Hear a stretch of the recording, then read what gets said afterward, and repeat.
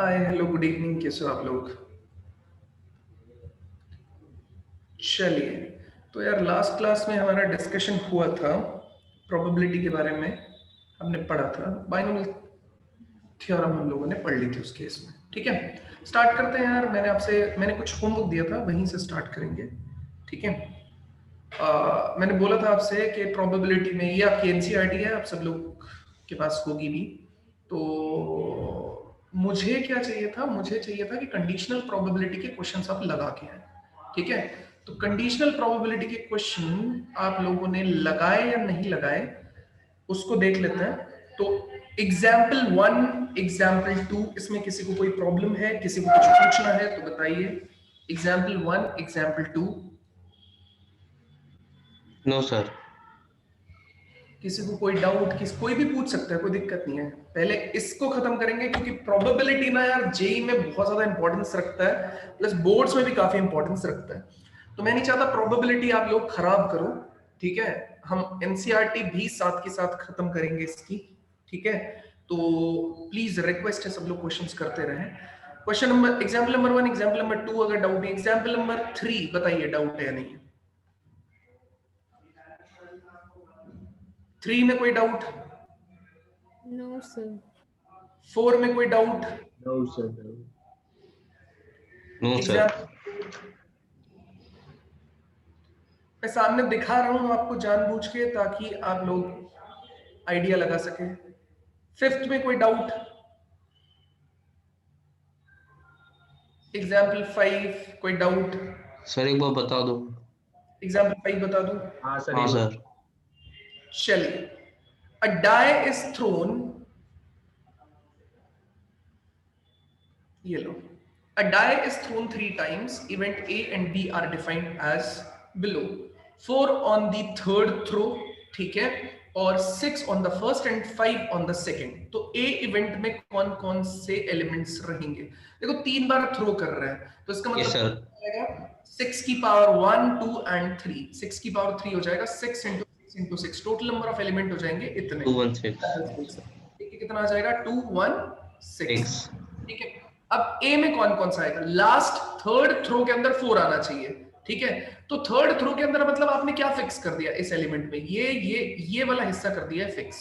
ठीक है, अब इस हिस्से के आगे कौन कौन आ सकते हैं? 2 प्लेसेस तो लेकिन फुल आ सकता है ना, कुछ भी, यही तो नहीं बदलेगा। Yes sir. तो 36 एलिमेंट आ पाएंगे ना यार इसके अंदर। ठीक है, यस सर। एग्जाम्पल कहां से होगा? 1 1 4। ठीक है, 1 2 4 ऐसे चलेगा इसके अंदर एग्जाम्पल में। 1 सर 2, फिर से बता देना, आपकी आवाज लैग हुई। ठीक है, 1 3 4 देखते जाओ लड़के, अपने आप वो चीज में कवर कर दूंगा। 1 4 4 ऐसे करके कितना आ जाएगा? 1 6 4 आ जाएगा। ठीक है, फिर तुम स्टार्ट करोगे 2 1 4। तुमने थर्ड एलिमेंट को फिक्स कर दिया ना, है ना। 2 2 4 कहां तक चला जाएगा? 2 6 4। Yes sir. और ये कहां तक जाएगा? 6 1 4। ठीक है, 6 2 4 कहां तक चला जाएगा भाई? 6 6 664। ठीक है, ये हो गया ए। अब मैं बात करने जा रहा हूं किसकी? बी की। बी में बताओ, बी में क्या बोला है? अच्छा, मैं क्या बता रहा था शुरू में कि अगर एक डाई को 3 बार आपने रोल किया, 3 बार फेंका, तो आपके पास में टोटल नंबर ऑफ जो एलिमेंट्स है सैंपल स्पेस में वो कितने रहेंगे? 216।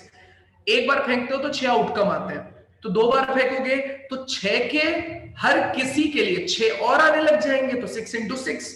अच्छा, फिर तुम्हारे 36 हो गए टोटल। उन 36 के लिए तुमने एक बार फिर से थ्रो किया, उन 36 के लिए भी फिर से हर किसी के लिए 6 एलिमेंट मिलेंगे आपको, तो इसलिए 6 इंटू 6 इंटू 6 होगा 216 टोटल नंबर ऑफ एलिमेंट है। उनमें से ए इवेंट जिनमें लास्ट में थर्ड थ्रो में 4 है, तो देखो सब जगह 4 फिक्स है, थर्ड आउटपुट आपका 4 फिक्स है। ठीक है, तो ये मैं बना रहा हूं। अब बात करते हैं बी की। ठीक है, बी वाले केस में बताइए 6 on the first and 5 on the second. ठीक है, तो ये दोनों फिक्स कर दिए, मतलब 6 5 ये फिक्स है, तो कितने Yes, एलिमेंट? टोटल 6 आएंगे। 6 5 2, 6 5 3, 6 5 4, 6 5 5 और 6 5 6। ये टोटल आपके पास में बी में हो जाएंगे। तो ए में ये हो गए, बी में ये हो गए। समझ में आई बात? Find the probability of A given that B has already occurred. ठीक है, तो आपको कुछ नहीं करना भाई, आपको बोला गया है ये टोटल मेरे पास ए और बी आ गया, आपको ए स्लैश बी निकालना है, बी ऑलरेडी अकर्ड में, तो आप ए इंटरसेक्शन बी निकालिए डिवाइडेड में। अच्छा, जो प्रोबेबिलिटी है वो इक्वली लाइकली कंडीशन में है, मतलब आपको ये सब टेंशन लेने की रिक्वायरमेंट नहीं है कि सर मेरा एक एलिमेंट की प्रोबेबिलिटी दूसरे एलिमेंट से वेरिएबल रहेगी क्या, नहीं बेटा, टोटल नंबर ऑफ एलिमेंट कितने हैं 216, तो हर एक एलिमेंट की प्रोबेबिलिटी कितनी है आपके पास में 1 डिवाइडेड बाय 216। ठीक है, तो ए इंटरसेक्शन बी की आपको रिक्वायरमेंट है और बी आपके पास ऑलरेडी है, तो ए इंटरसेक्शन बी बताइए, ए इंटरसेक्शन बी कौन कौन से एलिमेंट मिलेंगे? देखो लास्ट में कौन आ रहा है? एक ही है 4, सर। तो 4 आ रहा है तो एक सिंगल एलिमेंट Yes, sir. आएगा। ठीक है, तो कौन सा एलिमेंट हो गया आपके पास में? 6, 5 और 4, तो बताइए क्या प्रोबेबिलिटी हो जाएगी? 1 divided by 216 Yes. Divided by, इसमें एलिमेंट कितने हैं? 1 2 3 4 5 6, 5. 216 1/6, ये कंडीशनल प्रोबेबिलिटी होगी। बताओ, एक कंडीशन पे तो खेला, बस खत्म काम। बताओ किसी को कोई दिक्कत आ रही है इसमें? तो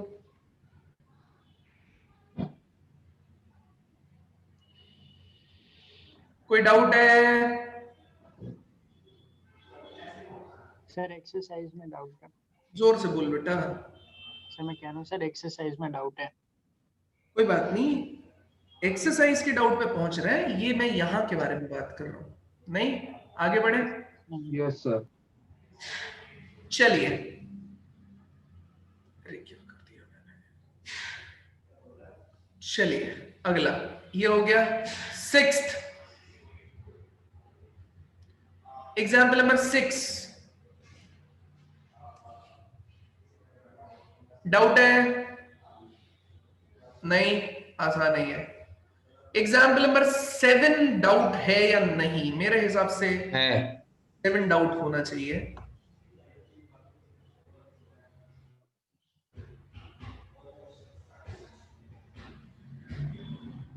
ठीक है, आइए बात करते हैं। Consider the experiment. एग्जाम्पल 7 बता रहा हूं मैं आपकी एनसीईआरटी का, जो लोग लेट आए हैं उन लोगों के लिए, क्योंकि कंडीशनल प्रोबेबिलिटी पे अगर आपने थोड़ा सा भी ध्यान नहीं दिया तो यही क्वेश्चन गलत कर दोगे आप। 4 नंबर का क्वेश्चन आने का चांस होता है कंडीशनल प्रोबेबिलिटी से। ठीक है, तो consider the experiment of tossing a coin. If the coin shows head, toss it again, but if it shows tail, then throw a die. Find the conditional probability of the event that the die show a number greater than 4 given that there is at least one tail। ठीक है, बाद में बात करेंगे उस पे। सबसे पहले ये जो ट्री स्ट्रक्चर बोलते हैं हम इसको, ये ट्री स्ट्रक्चर बहुत ज्यादा बढ़िया होता है। ये क्या कहता है, हम नीचे भी बना सकते हैं। मैं जनरली जो बनाऊंगा ट्री स्ट्रक्चर वो यहां बनाऊंगा ऐसे, तो आप लोगों के लिए काफी फायदा रहेगा। मान लेते हैं आपने टॉस किया है कॉइन, पहले उसने वही टॉस किया है, तो उसमें पॉसिबिलिटी क्या है? हेड भी आ सकता है, टेल भी आ सकता है। अब हेड होने के बाद में आपने क्या कर दिया? एक डाई को रोल कर दिया है, तो उसके बाद क्या पॉसिबिलिटीज है? हेड के बाद जो जो पॉसिबिलिटीज है मैं यहां पे लिखूंगा।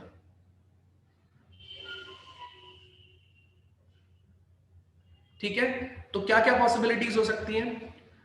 क्या आपने बोला है कि टॉस, अगर if the coin shows head, toss it again, but if it shows tail, throw a die.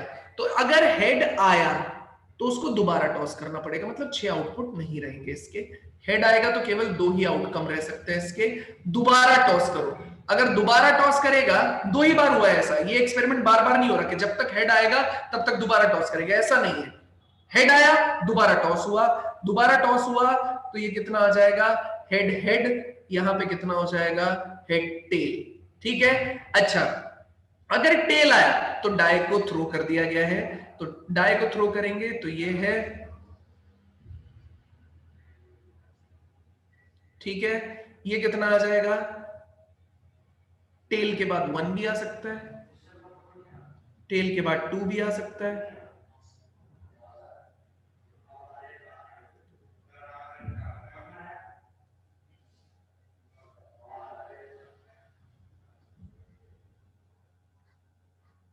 ठीक है, तो ये हो गया हेड, ये हो गया टेल, ये हेड हेड हेड टेल, 1 2 3 4 5 6 ये चल रहा है. Find the conditional probability of the event that the die shows a number greater than 4. एक नंबर ग्रेटर देन 4 डाई पे आना चाहिए, given that there is at least one tail. ठीक है, तो किसकी कंडीशनल प्रोबेबिलिटी आपको निकालनी है? ये निकालनी है आपको. नंबर ग्रेटर देन 4 मतलब T5 T6. ठीक है, ये प्रोबेबिलिटी आपको आनी चाहिए, है ना. और एटलीस्ट वन टेल वाला सिस्टम है तो उसके केस में आपको बात करनी पड़ेगी. बताइए क्या किया जाए, बताइए. तो मुझे फाइंड द कंडीशन. अब ए क्या और बी क्या, आप चाहे तो ये सब बना सकते हैं. कंडीशन ये है कि वहां पे टेल होना चाहिए. तो आपको चाहिए क्या, अगर मैं P A/B number greater than 4 निकालेंगे, गिवन दैट द टेल जो सेकंड है गेटिंग अ टेल, ठीक है, वो यहां पे दे रखा है. तो वो आपने, मैं फिर दूसरा तरीका भी बताऊंगा इसे निकालने का, टेंशन मत लो. तो ये आपके पास में कितना हो जाएगा, A/B is PA intersection B upon PP. अब आप बोलोगे सर ये क्या क्या है, तो मैं बोलूंगा A मैंने दिया है getting a number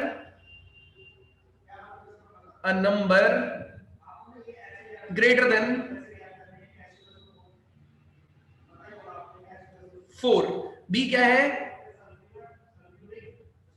getting tail. ठीक है, ये दो इवेंट थे, है ना. तो एक नंबर ग्रेटर देन 4 वो आना चाहिए. गिवन कंडीशन क्या है, given that there is at least one tail. तो आप क्या करेंगे, ए इसको बना लेंगे. ए आपने बना लिया. कौन कौन से आ रहे हैं आपके पास में नंबर ग्रेटर देन 4, T, 5. ठीक है, और कौन आ रहा है, T, 6. B given that at least one tail, ये 6 के 6 इवेंट आ जाएंगे. 1, 2, 1, 2, 3 कहां तक आ जाएंगे, 4, T5 एंड T6. ठीक है, A इंटरसेक्शन B निकाल लेंगे आप. कौन कौन आ जाएंगे, यही दोनों आएंगे, T5 एंड T6.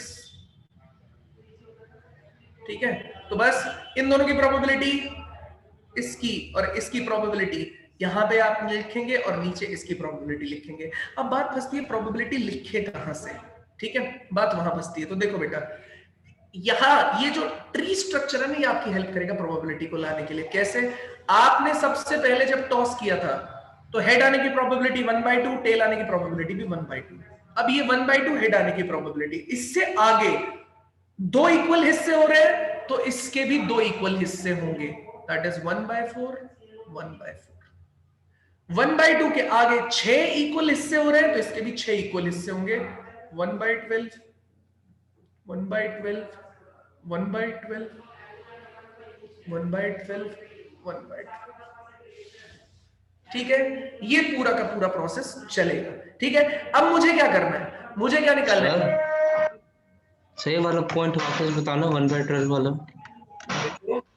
सबसे पहले प्रोबेबिलिटी मार्क लेते हैं हम किस पे, इस लाइन पे.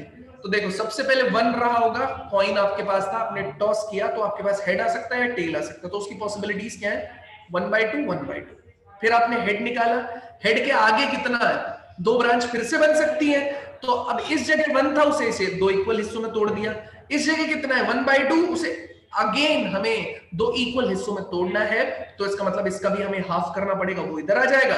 इसका हाफ करूंगा एक बार, वो इधर आ जाएगा. 1/4, 1/4 आ गया.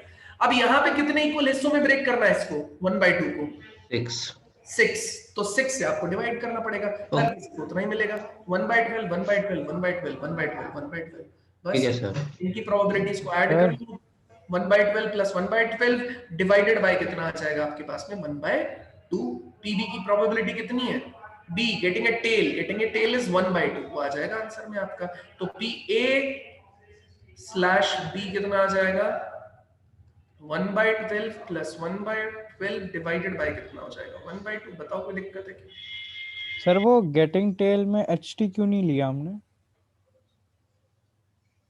एटलीस्ट वन टेल, करेक्ट है यार, ये मेरी मिस्टेक है. क्या सर? एटलीस्ट वन टेल है ना, तो ये हाँ, मतलब तो नहीं आएगा. अच्छा ये आएगा. आएगा, अच्छा, हाँ ये आएगा.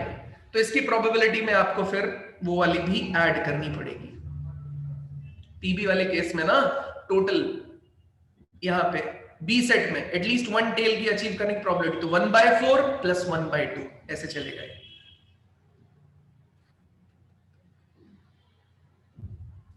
सर ये तो 1/2 टेल में मतलब पहले आप उसकी 1/4 ले रहे हो फिर 1/2 ले रहे हो। हाँ 1/4 इसकी प्रोबेबिलिटी कितनी है इस एलिमेंट के आने की?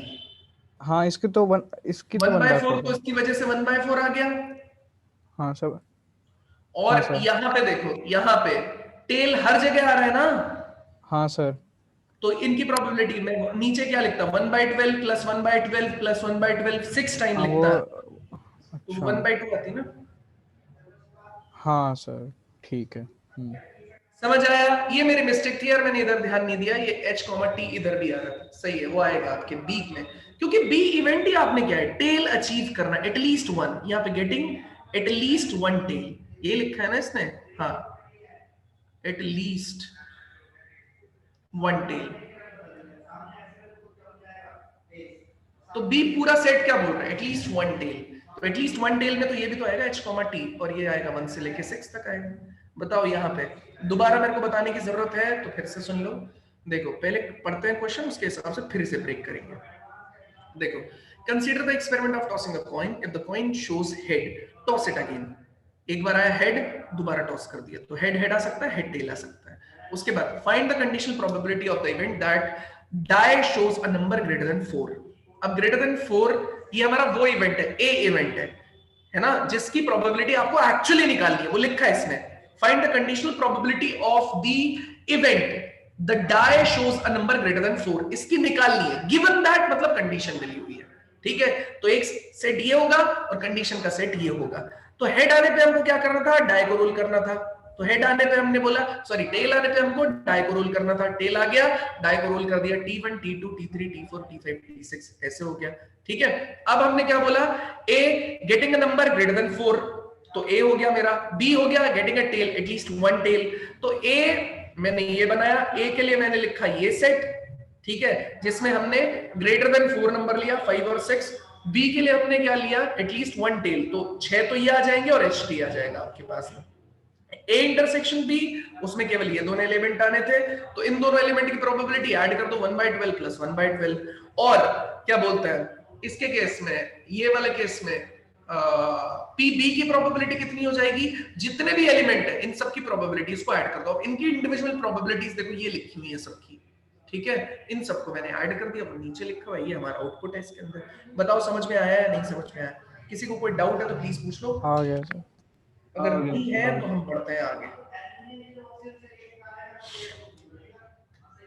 डन है? Yes sir. चलिए यस सर। आगे बढ़े। Yes sir. चलिए एनसीईआरटी का अगला पार्ट चलते हैं। देखो 1/2 प्लस 3/4 मैंने किया था, 1/2 प्लस 1/4 अगर मैं करूंगा तो 3/4 आता है, वही चीज सेम चीज देखो यहाँ पे नीचे आ रहा है ना, और 1/12 प्लस 1/12 2/12 मतलब 1/6, वही आपका आंसर आ रहा है, ठीक है। तो ये पूरा प्रोसेस है कंफर्म करने के लिए। चलिए question number 1 to 5, question number 1 to 5, exercise 13.1, question number 1 to 5, कोई डाउट है? No sir. No sir. नहीं, पूछ लेना बेटा, मेरी बात समझो। देखो मेरी एक चीज मानो, क्वेश्चन बहुत ज्यादा इंपॉर्टेंट है, अगर आप नहीं कर रहे हो तो बहुत मिस्टेक कर रहे हो, करो। वैसे इसमें कोई पूछने वाली चीज नहीं है, लेकिन फिर भी मैं बोल रहा हूँ, किसी ने हो सकता है ना किया हो ये सोच के कि अरे यार कर लेंगे एनसीईआरटी। देखो मेरे साथ भी यही सिचुएशन थी यार, पहले मैं भी यही सोचता था एनसीईआरटी कुछ भी नहीं है, लेकिन बोर्ड में किसी आईआईटी एनआईटी या किसी भी गवर्नमेंट फंडेड यूनिवर्सिटी जाने के लिए आपको 75% चाहिए। हमारे बच्चे का कैंसिल हुआ है भाई, एनआईटी पटना उसको मिला था, कैंसिल करा, पहली काउंसलिंग में मिल गया था, उसने वहीं ले लिया। प्रतीक नाम का लड़का था, सेंट माइकल स्कूल का यहीं का, ठीक है, 2018 की बात है। उस भाई का सिर्फ इस वजह से कैंसिल हो गया क्योंकि उस भाई के 65% मार्क्स थे, उसकी गलती नहीं थी, उसकी मदर को कैंसर था, और वो मतलब वो उसी ड्यूरेशन में जब एग्जाम का टाइम था उनकी डेथ हो गई थी, ठीक है। तो इस वजह से वो लड़का इतना ज्यादा परेशान हो गया, वो 12th में नहीं था, ड्रॉपर्स में था, ठीक है, वो इतना परेशान हो गया कि उससे हुआ ही नहीं कुछ भी। फिर भी वो मतलब मैं तो एक्सपेक्ट करता था उस टाइम पे वो IIT ही जाएगा, लेकिन वो बेचारे के साथ कुछ हुआ तो वो परेशान हो गया बहुत। हमने खूब कोशिश किया उसका दिमाग शांत करने का, तो तब जाके वो कुछ बना। लेकिन फिर सोचो दोबारा शौक कहाँ मिला उसको, दोबारा शौक मिला 65% नहीं आया, है ना, क्योंकि उसी साल गवर्नमेंट ने क्या किया 75% क्राइटेरिया कर दिया। तो कुछ भरोसा नहीं होता, ठीक है, कब उनकी पॉलिसी चेंज हुई और कब हमको कुछ समझने को ना मिले। तो इसलिए मेरा कहने का मतलब है बेटा, थोड़ा सा अपने को सेफ साइड खेलने के लिए एटलीस्ट 80% चाहिए, ठीक है। तो वो कब आएगा, जब आप लोग ये क्वेश्चंस को लगाओगे साथ में, प्लस अभी मटेरियल देंगे हम, आप यहाँ होंगे तब खूब देंगे मटेरियल बोर्ड का, क्योंकि वो कब कराएंगे वरना, है ना। तो ये है। चलो 6th, कोई doubt? No sir. No, sir. 7th, 8th, 7th, 8th, No, sir. 7th, 8th, 9th, 9th बता दो एक बार सर। 9th, बता दो सर। बता दो सर, बता दो। 9th या 10th? 9th। 9th बता देते हैं।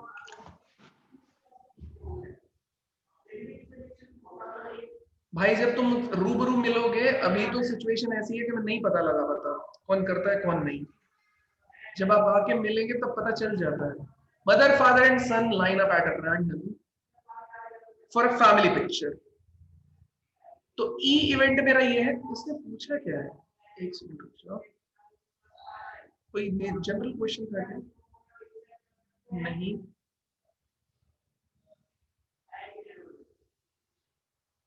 आपके पास पूरा है क्या क्वेश्चन?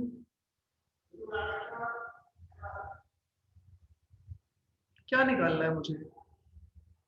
आपके पास पूरा है क्या? इतना ही लिखा हुआ है? इतना ही लिखा हुआ है तो इसके हिसाब से करेंगे। बोलो। मेरे पास भी सर इतना ही है। इतना ही है इतना सर। ही है? ठीक है, इतना ही है। ठीक है, ठीक है। तो हम क्या करेंगे, ई जिसको हम लोग पहला सेट मान लेंगे और एफ को दूसरा मान लेंगे, ठीक है ना। तो E/F निकालेंगे हम लोग, ठीक है। तो हम निकालेंगे PE/F। सबसे पहले आप सैंपल स्पेस लिख सकते हैं क्या इसका, है ना, ये हम निकालेंगे भाई, ठीक है। तो परेशान नहीं होना, E और F के हिसाब से। सैंपल स्पेस बताओ, सैंपल स्पेस बताओ भाई। मदर, उनको मैंने M बोल दिया, फादर के लिए मैं F यूज करूंगा, सन के लिए मैं S यूज करूंगा। 3 लोग है ना, तो 3 कैसे अरेंज होंगे बताओ। सबसे पहले मदर हो सकते हैं, फादर हो सकता है, सन हो सकता है, फिर मदर हो सकता है, सन हो सकता है, फादर। मदर की फर्स्ट पोजीशन हमने फिक्स किया था, अब फादर को लेके चलते हैं। फादर हो सकते हैं, मदर हो सकता है, सन हो सकता है, फादर, सन, मदर, ठीक है। अब हम किसको लेके चलते हैं, सन को। सन, फादर, मदर, और सन, मदर एंड फादर, ठीक है। Total sample space. अब बताओ निकालने लोगे क्या? E/F निकालना अपने को, नहीं निकाल पाओगे? निकाल लेंगे सर। 1/6 1/6 1/6 सबकी प्रोबेबिलिटी है। E son on one end. अब देखो वन एंड पे तो सन यहाँ पे है, यहाँ पे है, यहाँ पे है और यहाँ पे है, 4 आ जाएंगे। वन एंड ये थोड़ी बोला है लेफ्ट या राइट, है ना, तो ये 4 आ जाएंगे। MFS, MSF, SFM और SMF, ठीक है। उसके बाद F event, father in the middle, father एक यहाँ पे है, फादर इन द मिडल एक यहाँ पे है, 2 जगह बस। तो MFS और SFM, ठीक है। ये अपने पास निकाल गया आराम से यार। निकालेंगे क्या, probability of E intersection F upon PF, निकाल के खत्म कर देना यार। डाउट है? No sir. लो भाई, ये दोनों तो कॉमन आएंगे, ये है क्या इसमें? बिल्कुल है। क्या ये SFM है ना, ये दोनों कॉमन है। हर किसी की प्रोबेबिलिटी कितनी है? 1/6, तो 1/6 प्लस 1/6 डिवाइडेड बाय EF, ये भी कितना आ जाएगा, ये भी 2 ही एलिमेंट है, तो 1/6 प्लस 1/6। तो इसकी प्रोबेबिलिटी, कंडीशनल प्रोबेबिलिटी कितनी हो जाएगी? 1। 1। ठीक है, डन है मामला, बढ़ो आगे। Yes sir. Yes sir. चलिए आगे बढ़ते हैं। 10th 11th नहीं है सर। कोई डाउट नहीं 10th 11th में? नो सीधी सर। सी गई है, शायद आप कर सकते होंगे। 12th 13 सर 13 में डाउट है सर। 13 में डाउट है यस सर। Yes sir. क्या? अरे में वो ही नहीं सॉल्व सर, क्या? सॉल्व ही नहीं हुआ।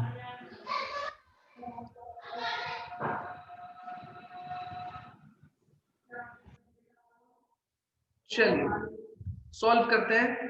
An instructor has a question bank consist of 300 easy true/false question, 200 difficult question, ठीक है, ट्रू फॉल्स के ही है, और उसके बाद कितना आ रहा है आपके पास? 500 easy multiple choice question and 400 difficult multiple choice question, ठीक है। If a question is selected at random from the question bank, what is the probability that it will be an easy question given that? जहां भी word use होगा ना बेटा, given that underline कर लेना चाहिए। given that मतलब इसके बाद वाला कंडीशन है, इससे पहले वाले की प्रोबेबिलिटी निकालनी है। इजी क्वेश्चन होना चाहिए और मल्टीपल चॉइस का होना चाहिए। अब ये तो खत्म ही हो गया यार, दो हिस्सों में तो है। अब आपके पास में क्या है? सिचुएशन एक ऐसा है ना, तो यहाँ पे मैंने क्या बोला आपके पास में? Question bank consist of easy true, है ना, तो ये सिंगल है। मल्टीपल चॉइस मतलब ट्रू फॉल्स वाला सिस्टम है आपके पास में। तो अब ट्रू फॉल्स ले लेते हैं इसको, ट्रू/फॉल्स, ठीक है, और यहाँ पे मल्टीपल चॉइस MCQ, ठीक है। अब उसके बाद आपने क्या बोला? ये ट्रू फॉल्स है, उसके बाद ये MCQ है। अब इसने क्या बोला? ये 300 इजी क्वेश्चन रखता है, तो इजी, ठीक है, उसके लिए 300 यूज किया। टफ उसके लिए कितना यूज किया बताओ? 200 यूज किया, ठीक है।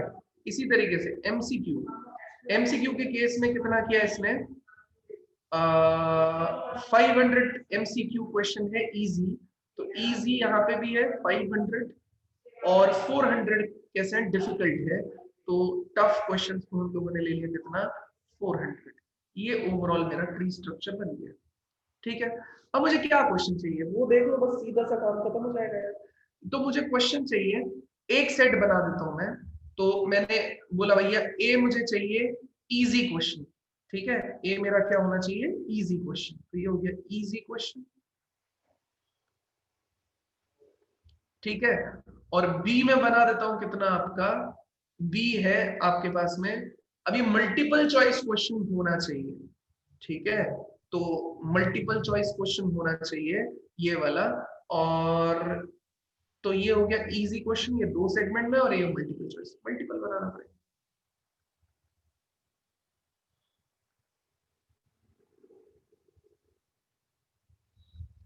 ये तो स्ट्रेट फॉरवर्ड है वैसे, मतलब आप देखेंगे तो इसमें हम डायरेक्टली मल्टीप्लाई करके भी काम चला सकते हैं, ठीक है। आंसर आ जाएगा शायद, एक बार देखते हैं। तो ये देखिए यहां पे अगर आप देखेंगे तो ये इवेंट की प्रोबेबिलिटीज को हम लोग देखना चाहते हैं, ठीक है।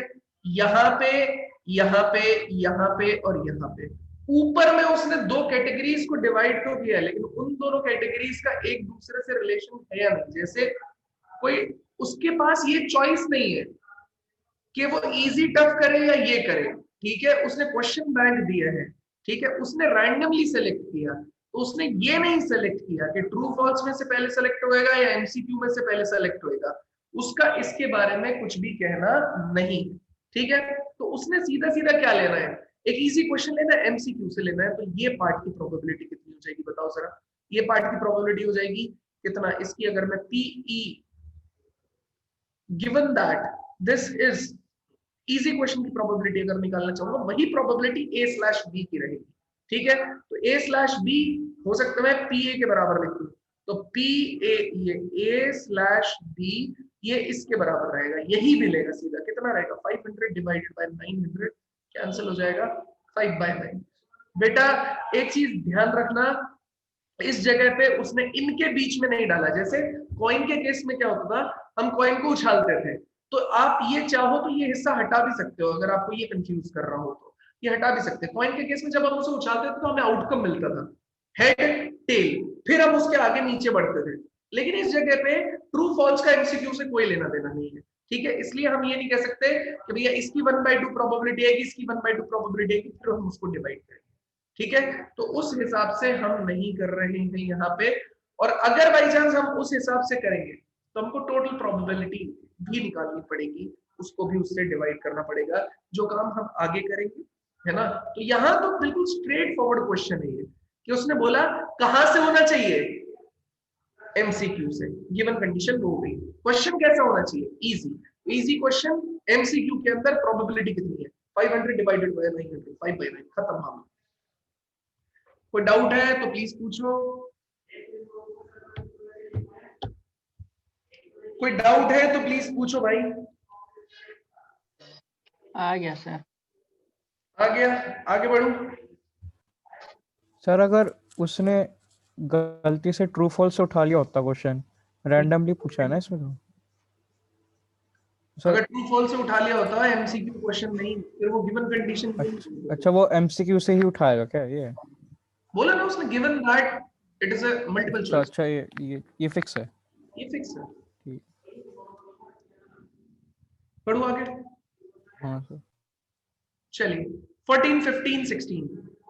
सर 15 बता दो। सर 15। 15 बता दो। चलिए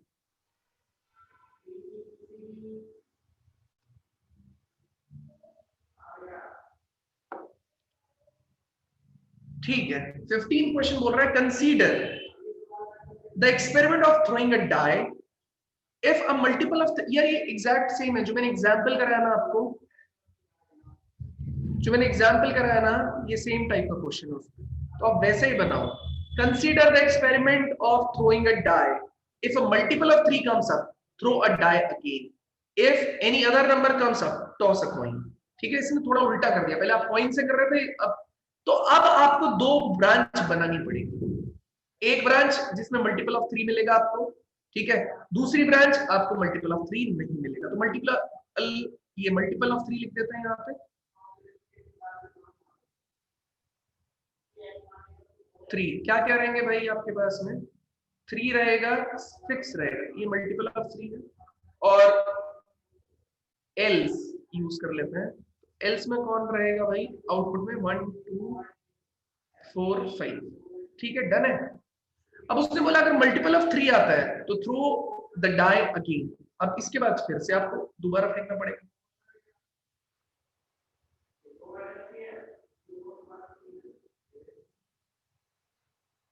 ठीक है। इसके केस में कितना हो गया, हाँ सही है, 3 और 3 थे, सही है। और उसके बाद में क्या है, अगर कुछ और आता है टॉस अ कॉइन, ठीक है। Find the conditional probability of the event the coin shows a tail given that at least one die shows a 3, ठीक है ना यार। ये कितना आ जाएगा, 1 2 3 4 5 6, ये कितना आ जाएगा आपके पास में, हेड और टेल, ठीक है। बताओ ये कितनी प्रोबेबिलिटी है, ये कितनी प्रोबेबिलिटी है, 2 डिवाइडेड बाय 6, बोलो ये कितनी प्रोबेबिलिटी है, 6 4 डिवाइडेड बाय 6, यस सर। ये 2 डिवाइडेड बाय 6 फिर से कितने 1/3 हो गया, वो 6 हिस्सों में डिवाइड हो जाएगा, सही है ना। प्रोबेबिलिटी कितनी हुई है, 1/3 हो गया, वो कितने हिस्सों में डिवाइड होगा बताओ, 6 इक्वल 6 से डिवाइड 1/6 हो जाएगा, ठीक है। तो कितना आ जाएगा ये 1/18, इसका भी कितना आ जाएगा 1/18 1/18 1/18 1/18 और 1/18, डन है। हाँ सर। इस जगह पे कितना आ जाएगा 2/3 और फिर 2 से डिवाइड हो जाएगा तो 1/3 1/3, डन है। फिर सेम बनाओ, किसके लिए, conditional probability of the event, इसका निकालना है तुमको, तो इसे ई लिख लो और इसको निकालना है, इसको एफ लिख लो, फिर से इंटरसेक्शन निकालो। जो 7th एग्जांपल है एग्जैक्टली सेम, ठीक है, ये 7th एग्जांपल है। अब ट्राई करके देख सकते हो, बताओ भाई जिसने पूछा था, करो जल्दी हाँ सॉल्व सर आ करो। गया सर समझ। इसमें तो कुछ कॉमन ही नहीं आएगा ना, प्रोबेबिलिटी हाँ तो सर जीरो मैंने हो भी जाएगी। करा सर, कॉमन नहीं आ रहा। कोई बात नहीं, उसमें केस में नहीं आएगी तो कोई दिक्कत नहीं है यार, तुम करो तो सही, एक बार मेरे सामने क्वेश्चन सॉल्व करो ना, मैं बताऊंगा। सर मतलब वो जो इंटरसेक्शन दोनों का 0 आ रहा है और कुछ है ही नहीं। प्रोबेबिलिटी खत्म हो जाएगा ना, 0 हो सकती है प्रोबेबिलिटी यार, नेगेटिव थोड़ी यार है। नहीं समझे मैं क्या बोल रहा हूँ? हाँ सर, नहीं समझ गया वो तो सर। हाँ सॉल्व करो ना एक बार, सॉल्व करो। ई मैंने क्या लिया, देखो मैं सॉल्व करने के लिए इसलिए बोल रहा हूँ, देखो the coin shows a tail, ये हुआ, समझ में आई बात? ठीक है, तो इसके हिसाब से अपने को कौन सा मिल गया? अब मैं इसे नाम भी दे सकता हूँ यार, मल्टीपल ऑफ 3, तो मैं इसे क्या बोल सकता हूँ, इसे T3 ले सकता हूँ, इसे क्या ले सकता हूँ, इसे T1 इवेंट ले लेते हैं, ठीक है, इसे T2 इवेंट ले लेते हैं, ठीक है। तो ये T1 इवेंट के बाद तुमको मिला है ये T1, ये भी T1, ये भी T1, ये भी T1, ये भी T1, ठीक है। तो तुम्हें सेट बनाने में फायदा रहेगा, ठीक है। ये कितना हो जाएगा T2 और ये हो जाएगा T2, तो इसमें कौन एलिमेंट आ जाएगा? इसने बोला the coin shows a tail, तो ये आ जाएगा T2, T। F क्या, at least one die shows a 3, at least one die shows a 3, ठीक है। तो वो तो इसी का पार्ट बनेगा ना आपके पास में, है ना। तो उसमें क्या आ रहा है तुम्हारा, शोज अ 3, मतलब पहले वाले में भी। अब ये पॉसिबिलिटीज क्या है, अगर 3 आएगा तो 3 के लिए भी बनेगा 1 2 3 4, 6 के केस में भी बनेगा 1 2 3 4। अब ये T1 तो मैंने दोनों केस लिए ना, अब इसके केस में भी सैंपल स्पेस तो काफी बड़ा बनने वाला है। नहीं समझे मैं क्या बोल रहा हूँ? सैंपल स्पेस तो यहाँ से काफी बड़ा बनने वाला है। ये तो मैंने 1 2 3 4 से, अब T1 की जगह अगर 3 आ गया तो 3,1 3,2 3,3 3,4 3,5 3,5 6 हो जाएगा, ठीक है। अगर 6 आ गया तो 6,1 6,2 6,3 6,4 6,5 6,7 आ जाएगा। अच्छा, इसके केस में अब ये देखो 1, ये T2 का मतलब क्या है, 1, T 2, T 4, T और 5, T, ये EF बना है। तो मतलब अगर इलैबोरेटेड में इसको लिखना चाहूं तो मेरे पास कितना आ जाएगा, 1, T 2, T 4, T और 5, T। ये आपके पास में आया कॉइन शोज अ टेल, ठीक है। F के केस में कितना आ जाएगा कि द कॉइन, ये at least one die shows a 3। अगर बाई चांस ये पहले 3 शो कर रहा है तो 3 वाले में तो ये सारे आ जाएंगे, मतलब 3,1 भी आ जाएगा, T1 की जगह 3 लेंगे 2 भी आ जाएगा, 3 भी आ जाएगा, 4 भी आ जाएगा, 5 भी आ जाएगा और 6 भी आ जाएगा, ठीक है। प्लस अगर बाई चांस मैं 6 ले लेता हूं यहाँ पे तो 6,3 आ जाएगा।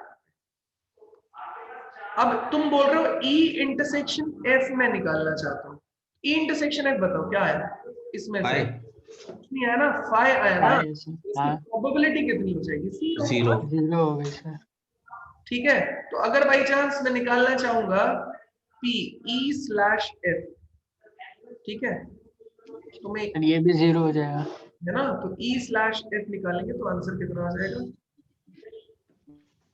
सर हाँ, सर बोर्ड में ऐसे भी क्वेश्चन आते हैं 0 वाले? मतलब क्या क्या गलत क्या है इसमें? नहीं मतलब प्रोबेबिलिटी 0 ही हो जाए तो? तो प्रोबेबिलिटी 0 होने में कोई दिक्कत नहीं है, अभी इससे पहले वाले के लिए 1 नहीं है, ठीक है। हाँ सर मैं मतलब वही 1 आने पूछ का रहा हूँ। मतलब तो सर्टेन इवेंट हो गया ना, 0 आने का मतलब कितना हो गया, नल इवेंट हो गया, हाँ सर। ठीक है। आते हैं भाई, तभी तो प्रोबेबिलिटी के क्वेश्चन कराने जरूरी है, सारे क्वेश्चंस पे बात होनी जरूरी है भाई, मजाक नहीं, ठीक है। चलिए और क्वेश्चन देखते हैं, 16 17 16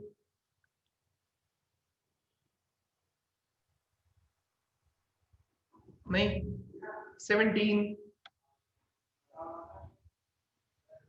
तो डन। Yes done sir.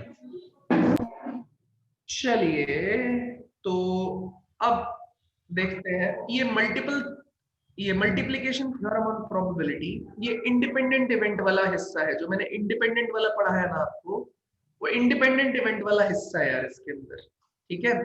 तो आप लोग प्लीज इस एक्सरसाइज को भी सॉल्व कर लीजिएगा। अभी मैंने होमवर्क में दिया नहीं था, ये 13.2, सब लोग इसे सॉल्व कर लीजिएगा। 13.2 है ये, ठीक है। नेक्स्ट क्लास की स्टार्टिंग में ही मैं 13.2 के डिस्कशन से शुरू करूंगा। आगे बढ़ते हैं। तो 13.2 मैं यहाँ पे लिख रहा हूँ एज अ होमवर्क।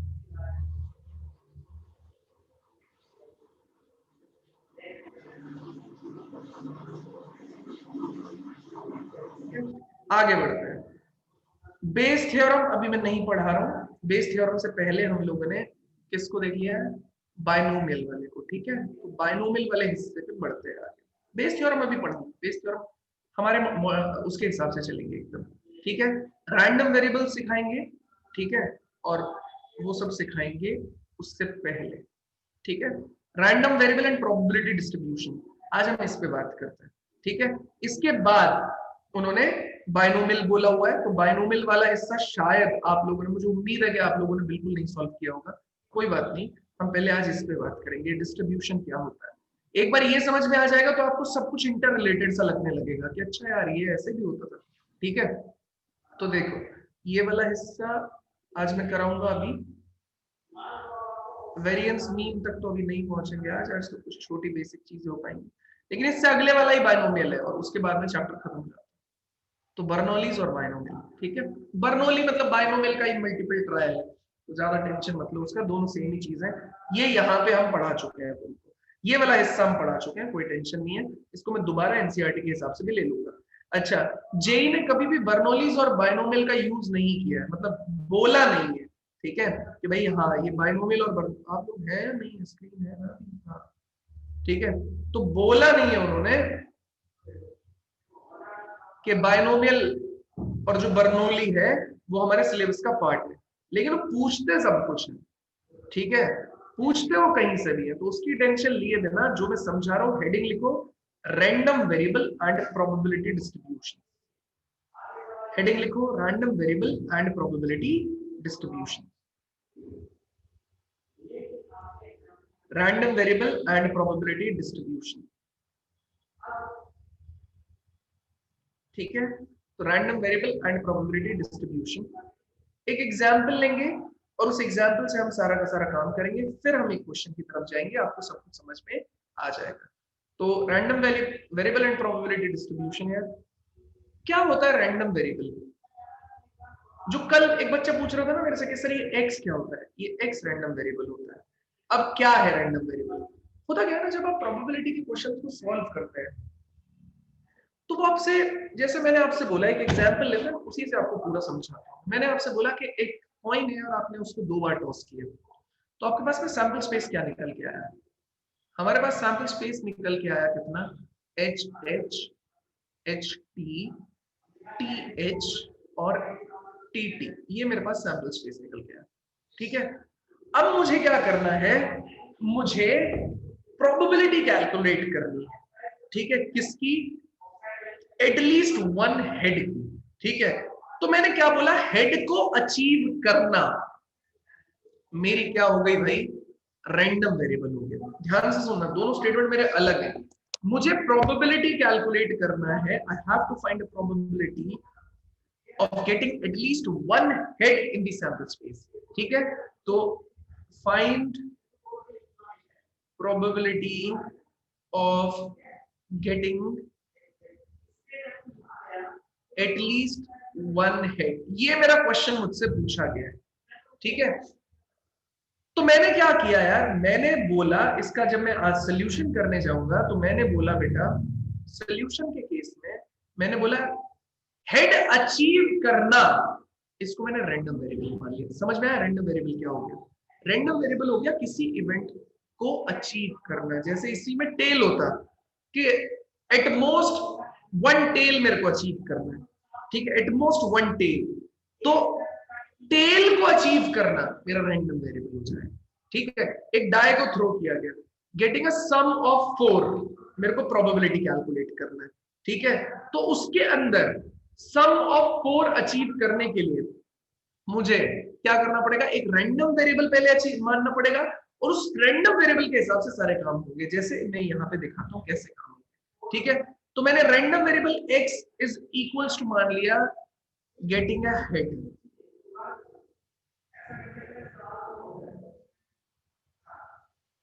ठीक है, ये मेरा रैंडम वेरिएबल है, गेटिंग अ हेड। अब रैंडम वेरिएबल की काउंटिंग, अब वेरिएबल वर्ड में अगर यूज कर रहा हूं, रैंडम मतलब कोई भी, हर किसी के हिसाब से अलग अलग भी हो सकता है रैंडम वेरिएबल। हो सकता है मुझे क्वेश्चन सॉल्व करने के लिए हेड को रैंडम वेरिएबल मानना है, किसी के हिसाब से बोलेगा मैं तो टेल को मानूंगा जी, ठीक है, तो अलग अलग हो सकता है। लेकिन जनरली आपको मैं सिखा रहा हूं, तो आपको क्या करना है, जो चीज अचीव करनी होती है उसको रैंडम वेरिएबल मान लेते हैं, ठीक है। अच्छा, अब देखो हेड कितने हैं, हेड इस जगह हेड कितने हैं 2, तो इसका मतलब 2 हो सकता है, मेरे दिमाग में आएगी बात। यहाँ पे हेड कितना है 1, यहाँ पे हेड कितना है 1, इसका मतलब वैल्यू 1 भी हो सकती है भाई, ठीक है। और यहाँ पे हेड कितना है 0, इसका मतलब 0 भी हो सकता है। कल को अगर मैंने ये इसी को 3 बार थ्रो किया होता तो रैंडम वेरिएबल में मैक्सिमम x की वैल्यू 3 भी जा सकती थी, ठीक है, 0 भी जा सकती थी, क्योंकि टेल टेल टेल एक पोजीशन होगी और हेड हेड हेड एक पोजीशन होगी, तो मैक्सिमम कितनी जा सकती, 3 भी जा सकती थी, मिनिमम कितना जा सकता था, 0 भी जा सकता था, ठीक है। अब सुनना ध्यान से, अगर x की वैल्यू 0 है, ठीक है, तो इसको हम लोग क्या बनाते हैं, एक चीज बनाते हैं, एक ये बनाएंगे, वर्ड यूज करते हैं हम इसके लिए डिस्ट्रीब्यूशन, क्योंकि आप डिस्ट्रीब्यूट कर रहे हो, ठीक है, किसके हिसाब से, रैंडम वेरिएबल के हिसाब से, ठीक है। तो आप लिखेंगे यहां पे x is equals to x i, और ये रहेगा px is equals to x i, ठीक है। तो ये डिस्ट्रीब्यूशन है, x is equals to x i, मतलब ये वैल्यूज जो है 0 1 2 रैंडम वेरिएबल की वैल्यूज है, वो एक्स आई है, ठीक है। तो आपने बोला x इज इक्वल्स टू 0, ये चीज हो गई। आपने बोला x इज इक्वल्स टू 1, आपने बोला x इज इक्वल्स टू 2, आपने ये बोला, ठीक है।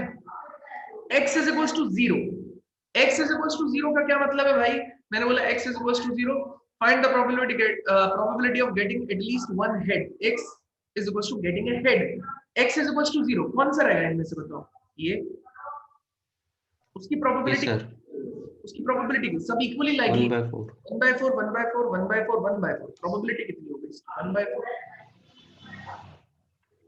x is equals to 1, x is equals to 1, 3/4 ये यहाँ पे भी आ रहा है, मतलब हेड एक बार आना चाहिए, वो इस जगह भी आ रहा है, इस जगह भी आ रहा है, तो बोलोगे 1/4 प्लस 1/4, तो उसकी प्रोबेबिलिटी कितनी हो जाएगी 1/4 प्लस 1/4, दैट इज 1/2, और x इज इक्वल्स टू 2, मतलब हेड 2 बार आना, एक साथ आए, बिल्कुल सही है, कितनी जगह आ रहा है, यहाँ पे आ रहा है, मतलब प्रोबेबिलिटी कितनी हो गई इसकी 1/4।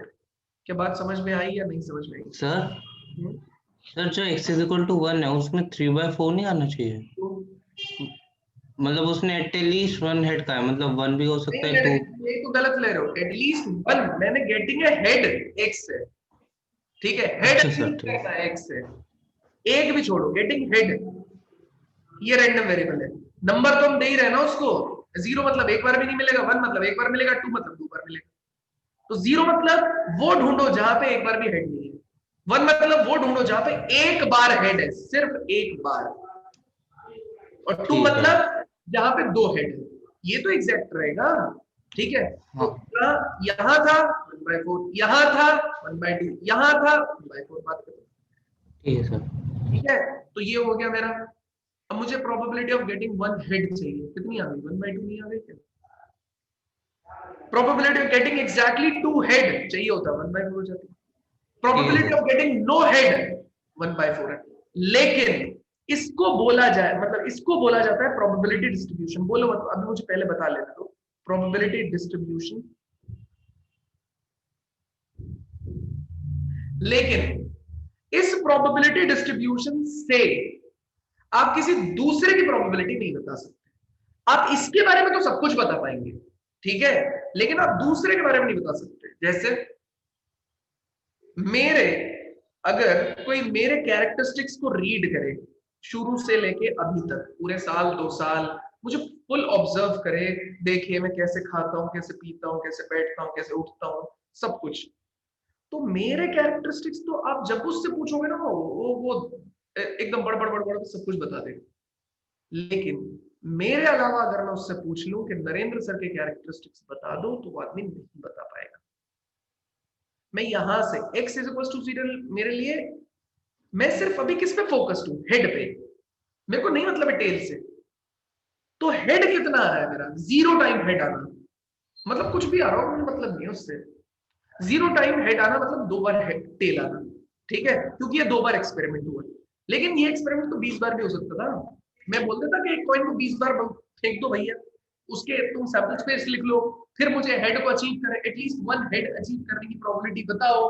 तो तुम डिस्ट्रीब्यूशन अगर लिखोगे तो 0 से लेके 20 तक तुमको लिखना ही पड़ेगा, डिस्ट्रीब्यूशन पूरा लिखना पड़ेगा। जो आपसे पूछा गया है वो इस डिस्ट्रीब्यूशन में ही कोई आंसर होगा आपका। तो x इज इक्वल्स टू 1 के लिए जो आंसर आ रहा है वो इसका आंसर है। समझ गए?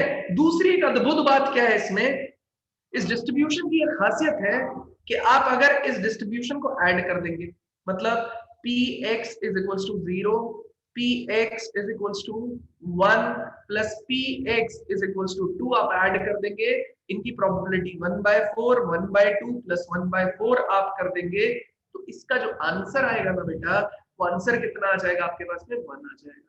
ये इसकी एक खास बात है, ठीक है। अभी इसमें बहुत कुछ सिखाऊंगा मैं, है ना, मीन क्या होता है, वेरिएंस क्या होता है, वो भी सिखाऊंगा, ठीक है। तो ये इसकी एक खास बात है। क्या आपको ये बात समझ में आई? तो मैं एक डिस्ट्रीब्यूशन दूं आपको, अब तुम अपने क्वेश्चंस पूछ सकते हो, जिसको भी पूछना है, उसके बाद मैं डिस्ट्रीब्यूशन दूंगा, उसके बाद मीन और वेरिएंस पे बात करेंगे। सर जल्दी। ये समझ नहीं आया सर, जब ये x 1 था तो 1/2 कैसे हो गया? 1/2 इसलिए ना, तुम बताओ x क्या माना है? सर जो हेड है सर, हाँ, प्रोबेबिलिटी ऑफ गेटिंग हेड ना। हेड, गेटिंग हेड, ठीक है। बताओ x इज इक्वल्स टू 1 क्या हुआ, एक बार हेड आना चाहिए। हाँ हाँ सर। कहाँ आ रहा है, इस जगह आ रहा है, इस जगह आ रहा है, यस सर। इस जगह एक बार भी नहीं आ रहा है, इस जगह 2 बार आ रहा है। तो मतलब ये दोनों मेरे आंसर होने चाहिए। हाँ सर। इसका मतलब इन दोनों को ऐड कर दूं तो कितना हो जाएगा, इसकी प्रोबेबिलिटी कितनी है, 1/4, इसकी भी कितनी है, 1/4। ओके सर, ठीक, अच्छा ठीक है सर। तो 1/2 आएगा ना। 1/2। बताओ अगला आदमी, डाउट पूछो भैया, डाउट के बिना काम नहीं चल सकता है, डाउट तो आपको पूछना ही पड़ेगा। सर इसमें x का कैसे डिसाइड करते हैं कि तो मतलब डिसाइड बेटा, अभी मैं तुमको एक क्वेश्चन दूंगा, है ना, उसमें तुम देखना कि जिसके बारे में चीज पूछी जा रही है, ठीक है, उसी को तुम रैंडम वेरिएबल ले लो। ये इसका हैक है, ये जिसके बारे में चीज पूछी जा रही है उसी को ले लो। सर इसका सम हमेशा ही बनाएगा। इसका सम हमेशा ही बनाएंगे।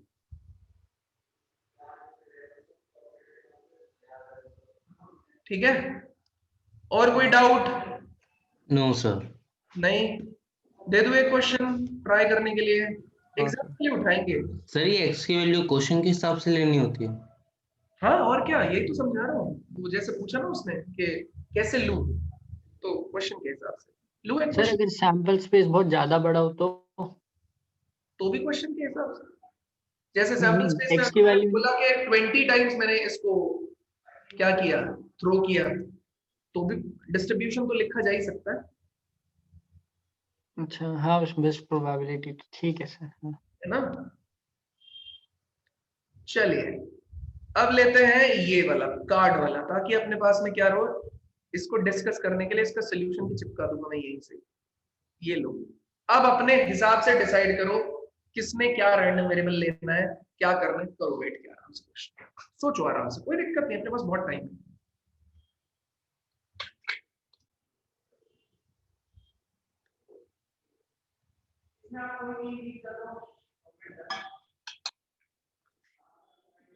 सर एज कौन सा होता है सर? कार्ड्स के बारे में नहीं पता क्या आपको? No sir. नहीं सर, एज नहीं सर, अब पता है, पर थोड़ा बहुत पता है। हाँ थोड़ा बहुत ही पता होना चाहिए। एस मतलब इक्का होता है यार, ठीक है। अब वो 4 होते हैं उसमें, ये प्रोबेबिलिटी के लिए एटलीस्ट तुमको कार्ड्स पता होने चाहिए यार, ठीक है। एक कौन होता है, स्पेड्स, एक होता है क्लब, एक होता है हार्ट, एक होता है diamond. Diamond. Okay sir. Spade, club, heart, diamond. Club, heart और डायमंड, ठीक है। तो हिंदी में होता है हुकुम, चिड़ी, एक है मतलब हार्ट बोलो ना, पान, और डायमंड मतलब ईंट, ठीक है, ये हिंदी में होगी, ठीक है। अब देखो हर कैटेगरी में ये टोटल 52 कार्ड्स होते हैं, है ना। हर कैटेगरी में टोटल मेरे पास में 52, जैसे स्पेड्स की कैटेगरी हो गई, ठीक है, इसमें मेरे पास 13 कार्ड्स होंगे, ठीक है। क्लब में 13 कार्ड होंगे, इसके बाद हार्ट में 13 कार्ड होंगे, उसके बाद डायमंड में 13 कार्ड होंगे, ठीक है। स्पेड्स के अलावा, स्पेड्स के अलावा अब इसकी कैटेगरी कुछ इस तरीके से, कुछ होते हैं फेस कार्ड, जिन पे फेस बना होता है। फेस बने वाले कौन होते हैं, देखो ऐसे होता है, हर कार्ड की कैटेगरी में 13 में ऐसे होता है, एस, इक्का, ठीक है, किंग, ठीक है, किंग मतलब राजा, बादशाह बोलते हैं उसको, क्वीन, ठीक है, उसके बाद में जैक, गुलाम, रानी, ठीक है, ये हो गया। उसके बाद में फिर 10 से काउंटिंग स्टार्ट हो जाती है, 10, 9, 8, 7, 6, 5, 4, 3, 2, 1 नहीं होता, 1 के तौर पे हम ये लेते हैं, ठीक है। 1 को हमेशा इक्का, वो काफी गेम में काफी इंपॉर्टेंस रखता है, ठीक है। ये फेस कार्ड होते हैं, इन पे फेस होता है भाई, ठीक है, ये फेस कार्ड होता है, ठीक है। ये आपके पास में कैसा होता है, या इसमें फेस कार्ड नहीं होता है, इसमें सिर्फ ए लिखा होता है और इन पे नंबरिंग लिखी होती है। और बना क्या होता है, जैसे स्पेड के केस में हुकुम बोला हमने, तो हुकुम का पत्ता बना होता है ऐसे, मेरे को एग्जैक्टली तो बनेगा नहीं, और यहाँ पे ऐसे बना होता है, पता नहीं कुछ ऐसा बना होता है, ठीक है, मेरे को याद भी नहीं आ रहा उसमें, सर ओके, है ना। हाँ सर। ये वाला होता है क्लब, ये तुमने फूल पत्ती वाला नहीं देखा है, एक ऐसा होता है, ऐसा ऐसा कुछ बना होता है उसमें। सर ये तो पता सर, वो एस ही पूछा सर, एस किसको कहते थे। ऐसा सर सब इसमें हाँ सर ये डिजाइन तो देखे सर। हार्ट वाले में तो ये बना होता है और डायमंड वाले में ऐसा बना होता है, ठीक है। सर हाँ सर ऊपर सर बना वो है। एक और कार्ड भी तो होते हैं ना, ऑनेस्ट कार्ड कुछ ऐसे होते हैं अरे वो ऐसे। ऊनो वाले कार्ड तो नहीं बोल रहे तुम, नहीं, ऑनेस्ट वाले ऐसे कुछ होते हैं ना कार्ड, ऐसा जिसमें सुना यार। अरे जोकर कह रहा है। नहीं नहीं नहीं, है। ऊनो अलग गेम है, ऊनो की बात नहीं कर रहे, ये इसकी बात कर रहे हैं, फेस फेस वाले की, ठीक है। तो ये पूरा डिस्ट्रीब्यूशन है, करो क्वेश्चन, मतलब ये डिस्ट्रीब्यूशन नहीं है, ये उसका आपके एलिमेंट्स है जो आपको यूज करने को मिलेंगे बार बार। सब लोगों से रिक्वेस्ट है प्लीज कार्ड्स देख लें एक बार, नेट पे देख लें, खेलना वेलने का यहाँ पे कुछ नहीं, मैथमेटिक्स में कोई पूछेगा नहीं तुमसे कि रम्मी में क्या है या इसमें क्या है, वो कोई नहीं पूछने का है।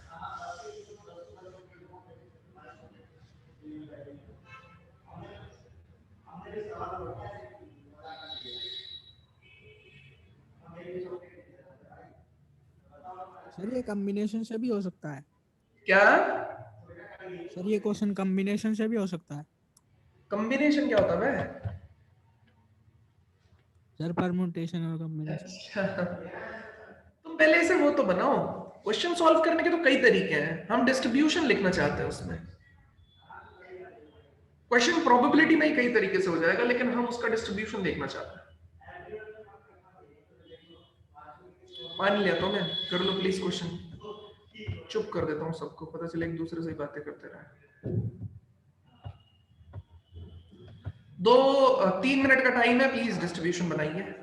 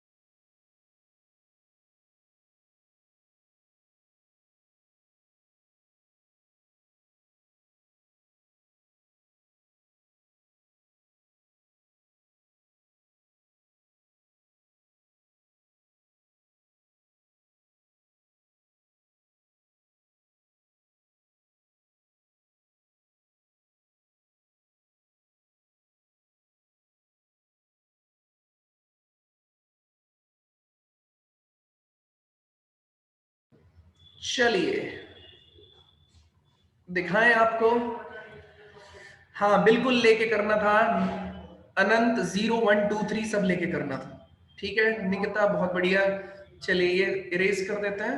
क्या आपने रैंडम वेरिएबल लिया और क्या आंसर है उसको देखते हैं। पहले मैं पढ़ लेता हूँ फिर देख लेते हैं। 2 cards are drawn successively with replacement from a well shuffled deck of 52 cards. अब रिप्लेसमेंट का क्या मतलब है कि एक कार्ड निकाला डाल दिया। ठीक है, find the probability distribution of number of aces. ठीक है, तो एस आने को आपको क्या लेना पड़ेगा, रैंडम वेरिएबल। और कैसे डालना पड़ेगा, x की वैल्यू 0, x की वैल्यू 1, x की वैल्यू कितना आ जाएगा 2 और x की वैल्यू 3। ठीक है, अब 2 ही कार्ड ड्रॉ हुए यार। ठीक है, तो 3 कैसे आ सकता है, पहली चीज तो मतलब मुझे यही नहीं समझ में आया। ठीक है, तो अब आपको ड्रॉ में देखना पड़ेगा कि पहला कार्ड आपने निकाला, ठीक है, फिर दूसरा कार्ड आपने निकाला, दोनों ही एस नहीं आए, वो आएगा यहां पे।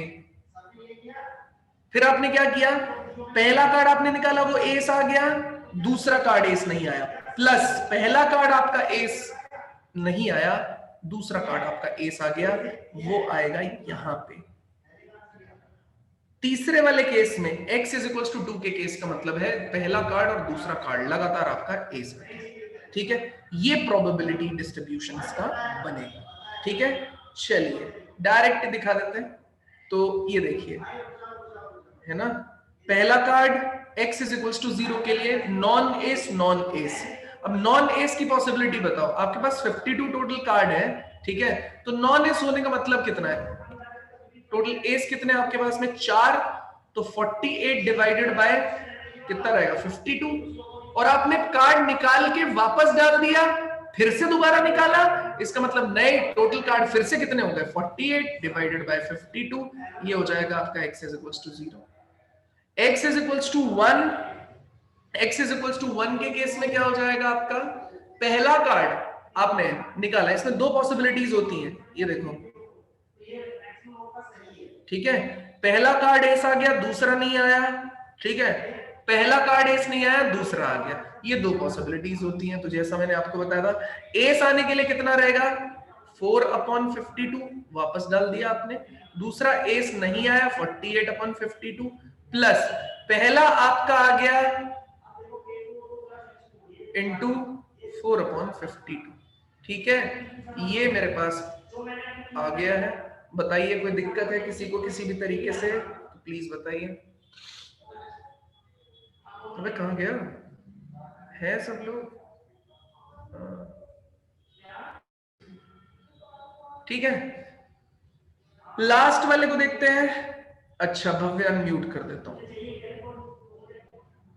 लास्ट वाले केस में देखो, लास्ट वाले में x इज इक्वल टू 2 का क्या मतलब है, दोनों एस हैं तो 4/52 इंटू 4/52। Yes sir. ठीक है, ये ओवरऑल आंसर है, ये ओवरऑल डिस्ट्रीब्यूशन है। आ जाओ देख लो जरा डिस्ट्रीब्यूशन, ये देखो तो इसकी टोटल प्रोबेबिलिटी 1 आएगी ना, टोटल 1 आएगी यार। देखो ना 144 प्लस 24 कितना हो जाएगा, तो 169/169 आ रहा है, 169 हो जाएगा ना। आ गई बात समझ में, यस सर। ठीक है, तो ठीक है डिस्ट्रीब्यूशन, ठीक है डिस्ट्रीब्यूशन तक ही रखते हैं, इससे ज्यादा नहीं भगाते हैं।